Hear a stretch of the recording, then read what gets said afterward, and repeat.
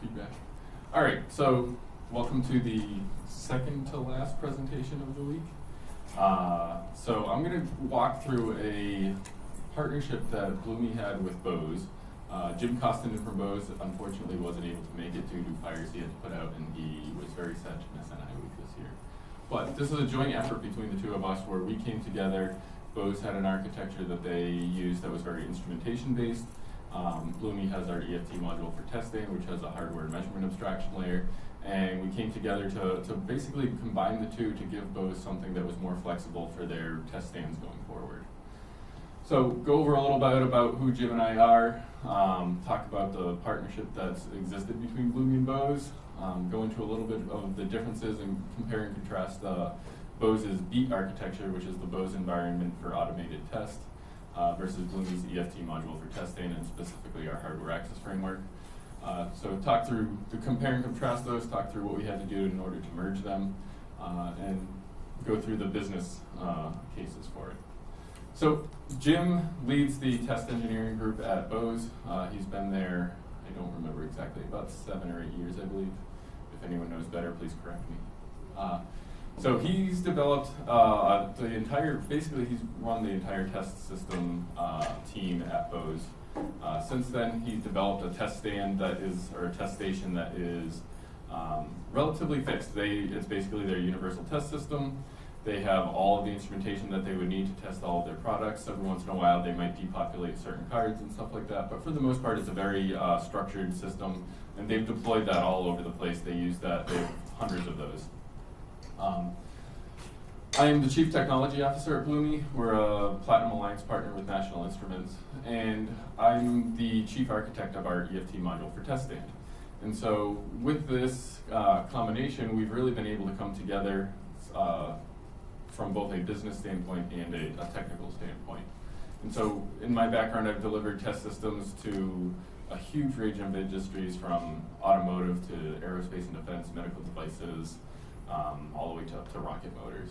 So a little bit about our partnership. So Bloomys and Bose have been working together for about 6 or 7 years now. They've engaged us on several projects, typically involving their own existing architecture, the BEAT architecture.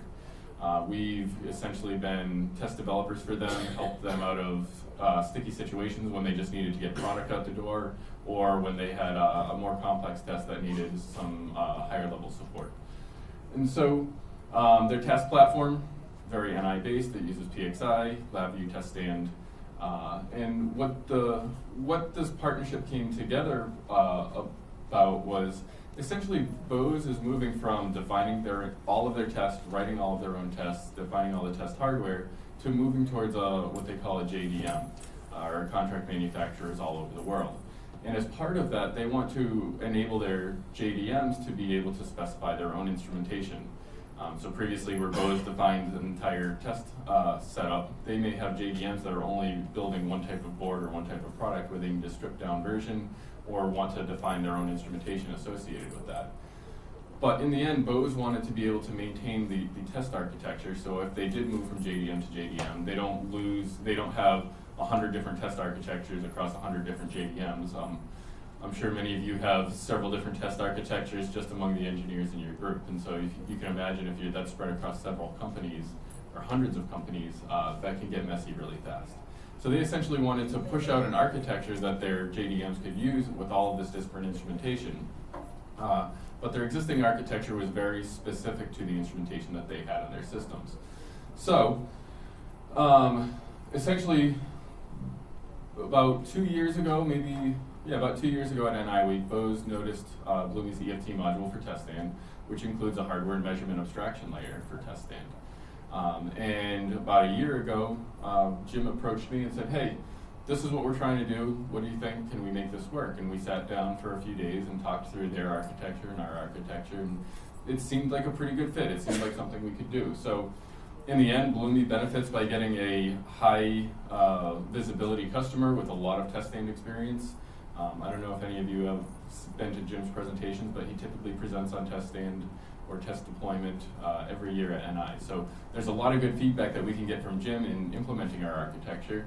And then Bose was able to achieve their goal of defining that flexibility in that hardware abstraction framework and the measurement abstraction framework much faster than if they were to develop it themselves. They essentially assumed it would take them about 2 years to develop themselves versus purchasing it and tweaking it a little bit.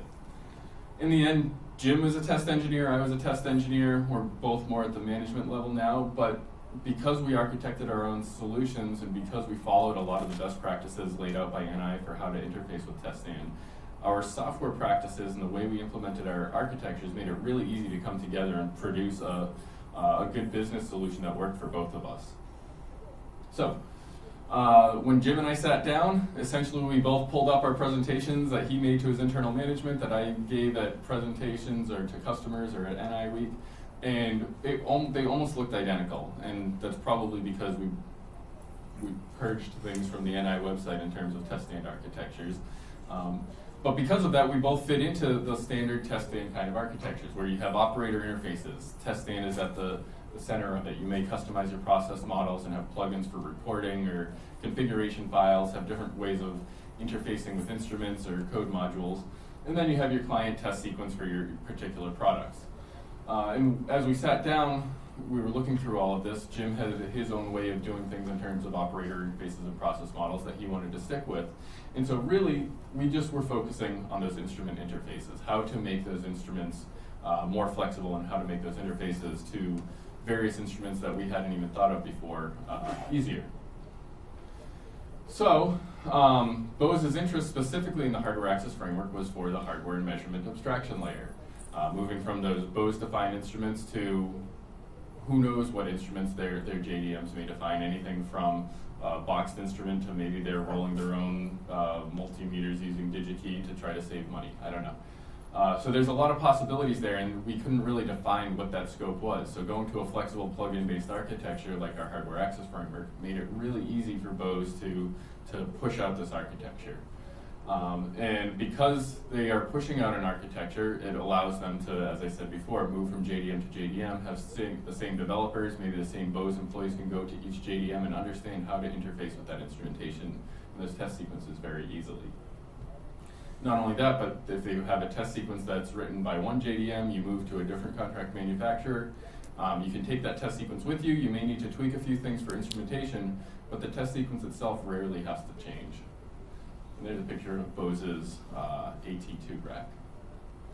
So the hardware access framework, I like to do an analogy with hardware. So when you're developing test hardware, you typically have some kind of base instrumentation, PXI, maybe some box power supplies, stuff like that. You bring it up to a mass interconnect. That's a generic interface to that hardware. And then you use test heads, test fixtures, ITAs, whatever you might want to call them, to adapt that generic instrumentation to the specifics of your unit under test. So what we do with the hardware access framework is we have some generic instrument driver wrappers that we write in a specific way that allows us to create a configuration file to map those generic instrument interfaces to the specifics of the hardware or the test sequence of the product that you're trying to test. So in general, you're mapping generic stuff to specific stuff, and that configuration file is where all of that's done. And the way you do this is through alias-defined signals. So rather than defining, with the hardware access framework, rather than defining talking to the instruments as they are intended to be talked to, a DMM, you configure DC volts and the range. If you're using a DAC card, you might choose the AI channel. If you're talking to a power supply, you may have other particular parameters. So rather than talking in testing and developing tests that are specific to those types of instruments, we kind of flip it around and we say, we're going to define the hardware from the point of view of the unit under test. And so on the left there, you can see the aliases. And those aliases are from the point of view of the unit under test. Things like 2.5 volt reference, or it's highlighted the 5 volt input voltage, or the analog output for your amplifier channel. And so we map those aliases, those signal aliases, to physical hardware. And some of that hardware you can see right here, we're showing a DMM. You can map it to a DAC card, and the specifics of that configuration are defined in this hardware configuration file. And so by doing that, everything is based off of, and you said there's a laser pointer around here, maybe? Yeah. There you go. Everything is based off of that signal type. And so in the hardware access framework, we have signal types for things like analog inputs, analog outputs, waveform I/O, digital I/O, power, loads. And for each signal type, we have a corresponding step type and test stand. And so what we can do is we can define all of the hardware, all of the signals associated with testing a particular product, map it to the physical hardware, based off that physical hardware, have some configuration parameters. And then in test stand, essentially what we do is we have step types associated with those. And those step types have configuration screens that map to those particular aliases that we configured in that configuration file. And so rather than in test stand defining what the hardware I/O looks like and how you're going to interface with the DMM, you interface with something like your analog output to channel 1 or your amplifier channel 2 output. And so those are named signals from the point of view of the unit under test. In this amplifier channel 2 output, we don't actually know right now if that is going through a DAC card, a DMM, some boxed instrument, an NI card. And to some extent, it doesn't really matter because that hardware configuration file is defining all of that. So all we have to know is we have a named signal, in the configuration file it's mapped, and as long as that configuration file is correct, we can get that analog value into test stand. So the way Bose and Bloomys implemented their architectures was slightly different, or very different in many ways, based off of the constraints we had in front of us. Bose had a very defined system with very defined hardware. They were able to essentially create a set of step types almost as if you were going to have a set of rack and stack instrumentation, kind of like a big soft panel, and you have your DMMs and your power supplies, and you bring out all the interfaces associated with those particular instruments. Bloomys, we are a systems integrator. We deliver test systems for all kinds of products, for all kinds of industries, to all different customers. And so our constraints are very different. We have to be very flexible in order to meet the needs of all of our customers and all the different instrumentation we have. And so we defined our architecture based off of that flexibility, where Bose defined their architecture in order to make it really easy to interface with the exact instrumentation that they had. So where Bloomys would interface with a scalar analog input, that could be temperature, pressure, voltage, it doesn't matter. Bose would interface with the DMM and configure that DMM directly in test stand. Another big difference was Bose dynamically loads their client test sequence in the process model after the hardware has been initialized. And so that posed a bit of a challenge for the hardware access framework, which really assumes that you're going to initialize everything all at once. And so we had to work through a little bit of that, and I'll get to that a little bit later on. So what did we do to kind of work through all of this? The hardware access framework was developed as a very generic interface to interface with lots of different instrumentation. But the way we implemented it, there were certain aspects that needed to be extended or modified in order to meet Bose's needs. Bose's architecture was developed as a system-level interface, and because of that, in order to make use of the hardware access framework, we had to update some of their process model. And the biggest thing is they really had to change their entire paradigm of how they wrote their tests. Their test engineers were used to calling up the DMM step type and configuring the DMM, and calling up the switch step type and configuring the switch. Now they had an external interface to define all of the hardware, and they called everything by aliases. So that there was a bit of a test development paradigm shift there. So a couple more details. In terms of Bose, they had to shift that test design or test development methodology. From the process model, we, in the hardware access framework, had to deal with both system-level configurations and client-level configurations, and so we had to figure out a way to be able to have multiple configuration files that got brought together. Performance was a bit of a hit in terms of using the hardware access framework. When you have a plug-in architecture, there's overhead associated with that. When you try to add flexibility, there's overhead associated with that. Some of the overhead was acceptable, some of it wasn't, and so I'll talk through a little bit about how we had to work through that. And then future-proofing. And this is, just trying to make sure that what we put together now is going to last them another 10, 15, 20 years and be able to push into the future and overcome challenges we haven't thought of yet. So, test methodology. The original beat, as I said, had a step type for DMMs and a step type for their switch matrices or their power supplies, and it was very specific to the instrument they were trying to work with. In this case, the PXI DMM, and it has the function for DC voltage or resistance, the range and the resolution in digits, and all of the different parameters you would kind of configure on a soft panel, brought up in testing in a custom step type.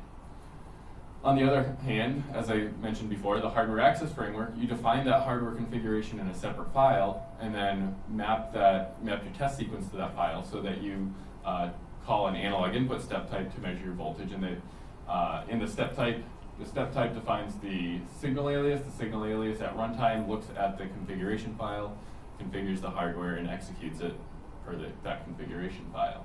So there's a little bit of a change there. That was mostly a training challenge. So we had to train up their test engineers, or their test engineers, so that they could basically become trainers and train all of their JDMs in terms of how to use the architecture. I would say the biggest amount of development we put in was in this configuration merging. So the normal way that the hardware access framework works is you assume that there's a test sequence, a client test sequence. As it gets loaded, sometimes in process setup or sometimes in the pre-UUT callback, it initializes the hardware access framework based off of that known client sequence. At the end, it closes it. So there's a couple different places we can put that initialization and close, but the general gist of it is you initialize it once and you close it once.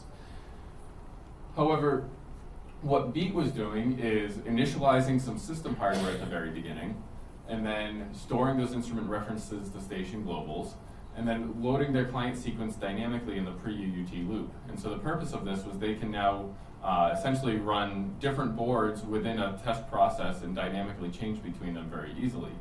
The challenge there is the initial hardware, that's generic system hardware, was required in order to detect test fixtures and stuff like that before the client sequence was loaded.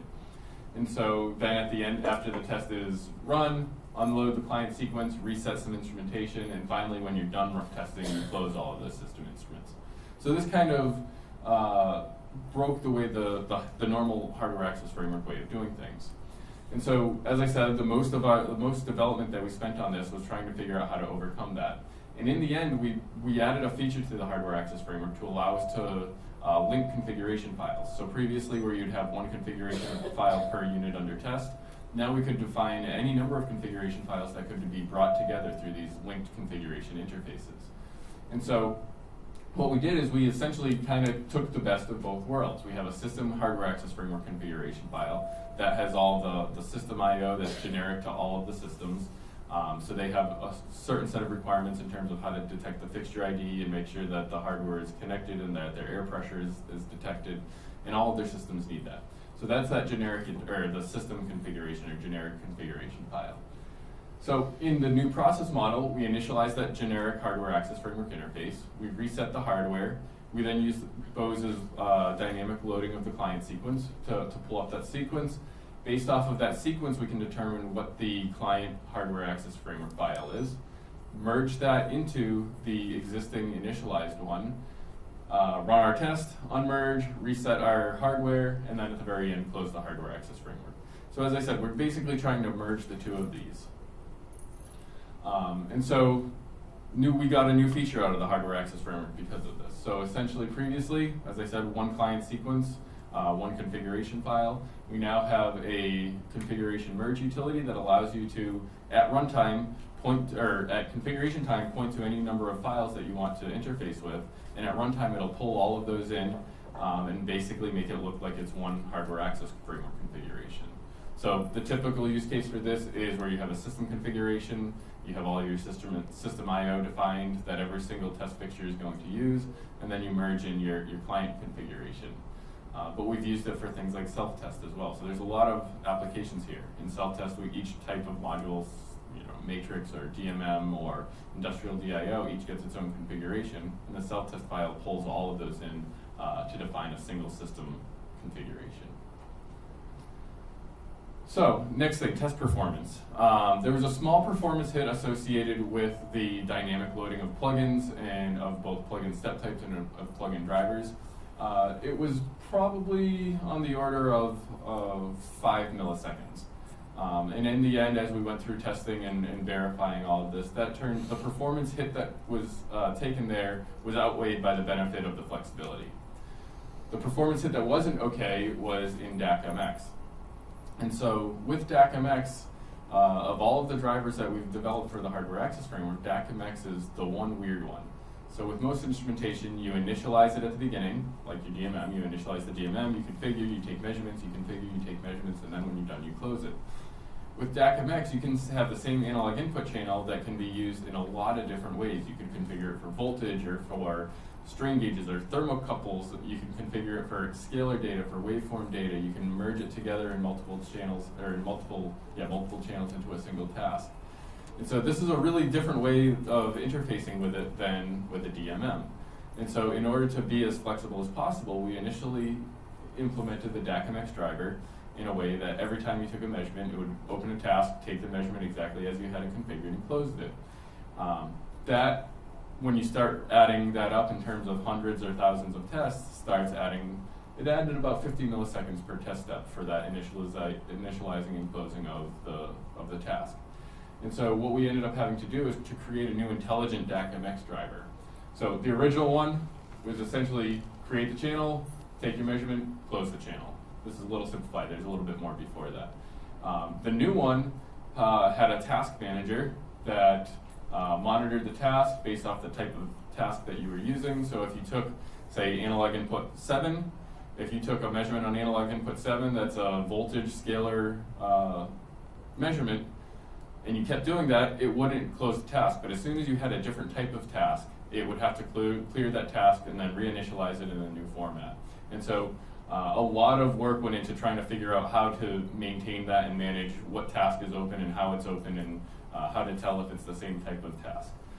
But in the end, we ended up saving that 50 milliseconds per step, which ended up saving tens of seconds per test sequence. So future-proofing. The really nice thing about the hardware access framework is that it was extensible. With a few exceptions, we never really had to modify the core of the hardware access framework. The one exception was being able to add that linked configuration interface. So that linked configuration interface was something that was on our roadmap. This joint venture kind of gave us the kick to do it, so we implemented that. And then the requirements for being able to initialize hardware in two different sections of the test was a new requirement. But because of the extensibility, the way we wrote the hardware access framework, we were actually able to create an add-on module that did all of that merging without ever modifying the core configuration. And that was really important because we've already tested the core configuration. We haven't made changes to it. It's been verified and validated with Bose. And changing that core configuration would require us to go through more validation testing. And so by not having to modify that, by being able to extend it, it allowed us to kind of add on those features, test just those features, and not have to retest the whole system. Custom instrument interfaces. And so with the hardware access framework, because all the drivers are plug-in based, rather than having an architecture where it says, this is a DMM and these are all the things a DMM can do, we kind of turn that on end and we say, this is a driver for a particular instrument and it can implement these types of signals. So those types of signals being things like analog input, digital input, waveform I/O. And so the driver then defines what it can do from the standpoint of the system rather than the system defining what a type of instrument can do. And so by doing that, it allows us to create instrument interfaces for anything that we might need to do as long as they implement the functions of the hardware access framework. We can also add new types of signals. So for instance, DSA. When we initially wrote the hardware access framework, we kept things simple. Analog inputs, waveform outputs, digital I/O. Bose uses the PXI 4461 card, which is a DSA card for audio analysis. It's a simultaneous waveform output and input. And we evaluated it. We technically could have done it with the existing waveform I/O step types and triggered acquisition and made it all work, but it really wasn't the way it was intended. So we created a new signal type for DSA. Because the hardware access framework is extensible, we were able to, once again, create that new step type, deploy it, without ever having to modify the underlying package of the hardware access framework. So that was a big help. And then finally, we added in instrument references. So the original hardware access framework, every instrument you could open and you could call the VI itself directly. All of the VIs the driver wrappers for the instruments were LabVIEW VIs. You could call it up, get the instrument reference. We ended up adding a step type that allowed us to more easily get those references the same way you would interface with like an analog input or an analog output. So we were able to accomplish almost everything we needed without modifying that existing framework, with that one exception of the linked configuration interfaces, which is something we were planning on doing anyway. And so that was a really big win for us because it allowed us to give Bose everything they needed without having to modify anything and support anything that we've already delivered to dozens of existing customers. So Bose Beat was able to leverage the half in order to really give them all the features that they needed with minimal modifications to both the hardware access framework and to their existing architecture, mainly some process model updates. Because testing was so flexible and because we both implemented and followed kind of the guidelines of how the rules of engagement with test stand, we were really easily able to make our two architectures come together and meet up very easily. And because of the extensibility, we can now more easily adapt to the latest technologies. So going back to Jim's phrase, he was very proud of coming up with the software best practices led to a good business decision. And that was true here as well. So in summary, we got a lot of new hardware access framework features. Bloomy benefited a lot from that. And Bose essentially figured that by going with this approach, they saved somewhere between $100,000 and $200,000 in development. If they were going to do this themselves, it would have taken them possibly a man-year, possibly more, and then they would be maintaining that forever. Versus here, we already have an architecture, we're already supporting it, we delivered that to them, we made a few modifications or extensions, and we were able to get them up and running in less than a month of effort. The calendar time was a bit more than that, but in the end, it ended up working very, very well. So Bloomy gets to sell licenses of our EFT module. Bose gets gives, and we really have a business relationship with Bose where they're doing all the support. So we get to sell a lot of licenses. That's good for us. Bose gets the architecture they need. That's good for them. But we only have one customer, so we're supporting Bose. So it's really helpful for us to maintain that. So next steps is really the deployment of this to the JDMs. Helping the JDMs write their own drivers. We have templates for for creating new drivers, giving them training on that, and starting to implement this on more and more new product introductions. Any questions?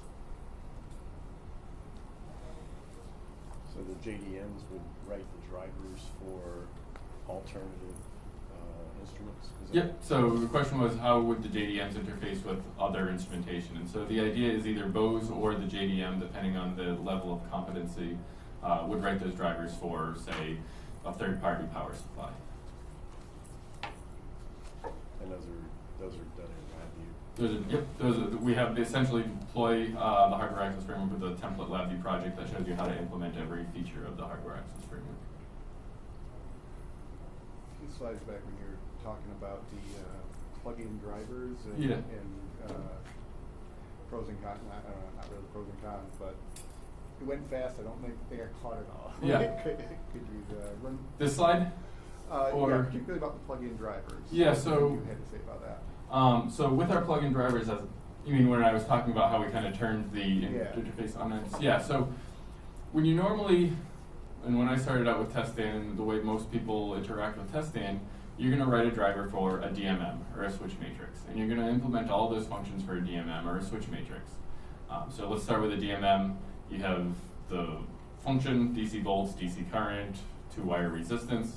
You have the range, you have the number of digits, 5.5, 6.5 digits. So you write that for, say, an NI 4065 DMM. You decide you want to add some layer of hardware abstraction, and you say, okay, so here's all of the functions that a DMM can do. And so you define those functions that are generic to a DMM, and you write a hardware abstraction layer that says, no matter whether I'm using a Keysight DMM or an NI DMM or a Fluke DMM, these are all the functions, and I write a hardware abstraction layer that pushes those functions and sends the correct commands to those instruments. What the measurement abstraction layer does is it flips that around. It says, I have a device, an instrument, and whether it's a DMM or an analog input, it's not going, we don't care. What we're going to say is we implement our test from a signal point of view. So an analog input being numeric scalar data coming into the system, or an analog output, numeric scalar data going out. Waveform inputs or waveform outputs. And so the device itself then defines which of those signals it wants to implement. And so if I try to call, say, digital output to an NIDMM, the NIDMM is going to error out and say, I don't know about this function, I can't implement that, I can't do that for you.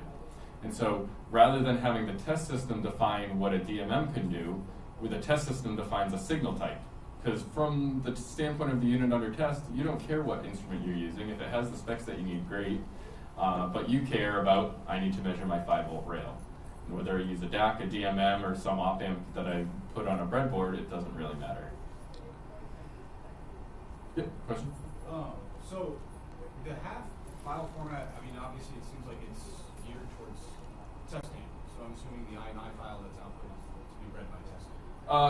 It actually is a tab delimited text file. Yeah, So you can modify it. It's actually read into LabVIEW. So sure. I guess what I'm trying to get at is, but it's more, you're going to create set headquarters. Are there any multiple formats that come out of that half?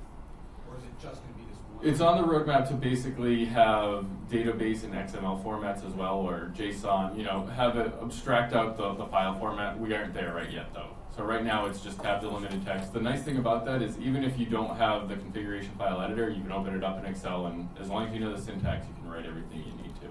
And that's kind of where I'm thinking, in our industry, we set up our test stands and we do a lot of different things, and a lot of our hardware configurations are done on a file base, makes our lives real easy. That was a nice little user interface you guys had. I can go and basically the aliases, that's effectively what we've always done.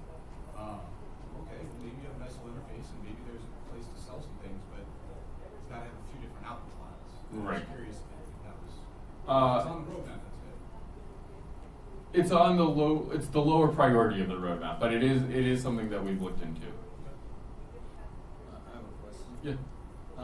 So when your system is defined, when your hardware layer is deciding whether it can perform a measurement or not, are measurement uncertainties included in any of that equation? So, What do you mean? well, you might say that I need to make this measurement, this voltage measurement, it needs to be plus or minus, 5 microvolts.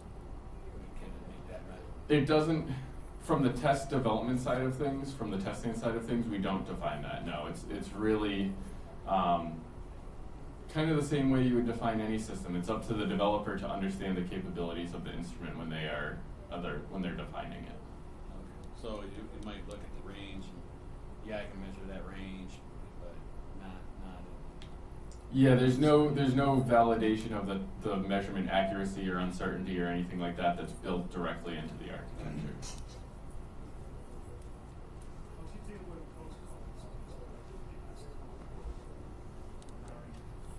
So all of the protocols are down at the driver level. So the way the system works is, for instance, that analog input. An analog input step type will send some parameters down to the driver, and those parameters consist of, let me go back. So here you can see, here's the DMM measurement, and these are those parameters, DC volts, 5.5 digits, 100 volt range. Those correspond to, there's a GUI for that to make it easy for developers to really write these configurations. In the end, what we send down to that analog input for the DMM is the instrument name, which is on an instruments tab, and you can see the instrument alias here is DMM. So we tell it which instance of the DMM to use. We send the configuration information that we've configured in this file, that's right there. And then we expect it to send back a measurement. And so all of the protocol layer is after that as part of that driver wrapper.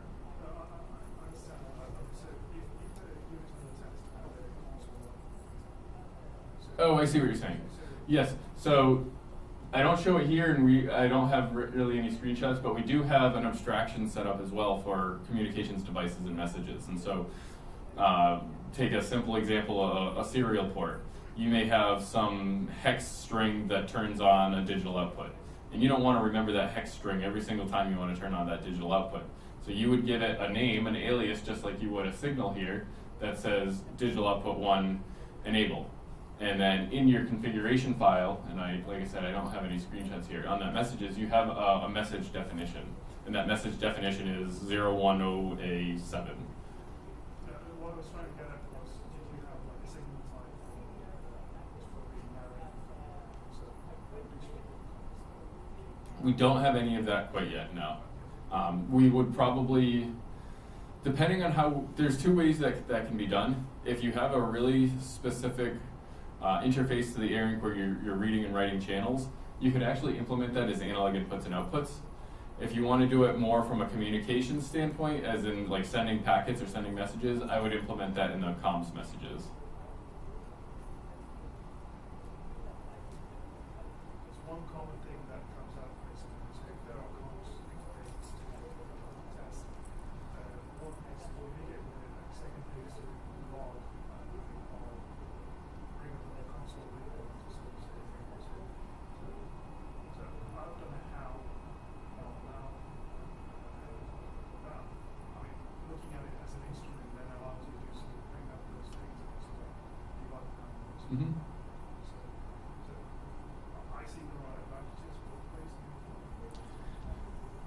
There's certain things that it's tough to, you kind of got to sit down and look at it in both situations. And there's certain things that just don't fit into this. And this doesn't take anything away from testing. You know, if you have a driver that's doing something really specific and doesn't quite fit into this architecture, there's no reason you can't just call a VI or another custom step type in test stand.